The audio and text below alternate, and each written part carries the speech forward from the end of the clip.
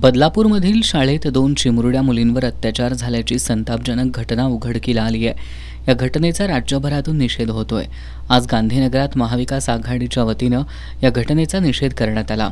तोंडाला काळ्या फिती लावून पदाधिकाऱ्यांनी बदलापूर घटनेचा निषेध केला।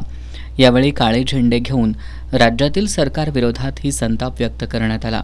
आंदोलनात गांधीनगरचे सरपंच संदीप पाटोळे, शिवसेना ठाकरे गटाचे करवीर तालुका प्रमुख राजू यादव, उपजिल्हा समन्वयक विक्रम चौगुले, ग्रामपंचायत सदस्य विराग करी, सनी चंदवाणी, निवास तामगावे, सोनी सेवलानी, निशा कुकरेजा, शरद माळी, जितू कुबडे, वीरेंद्र भोपळे, दिलीप सावंत, दीपक फ्रेमवाला, धीरज टेहल्यानी, दीपक अंकल, दीपक पोपटानी, जितू चावला, किशोर कामरा, सुनील पारपानी, अर्जुन मिसाळ, महेश छाबरिया, कैलास जाधव, शिवाजी लोहार, योगेश लोहार, अमित लालवाणी, अजय प्रभावळे, रवी जाधव, संभाजी मोहिते, राजेश सचदेव, सुरेश सचदेव, संजय कुसाळे, गणेश घाडगे, राजू पोवार, शंकर चंदवाणी यांच्यासह कार्यकर्ते सहभागी झाले होते।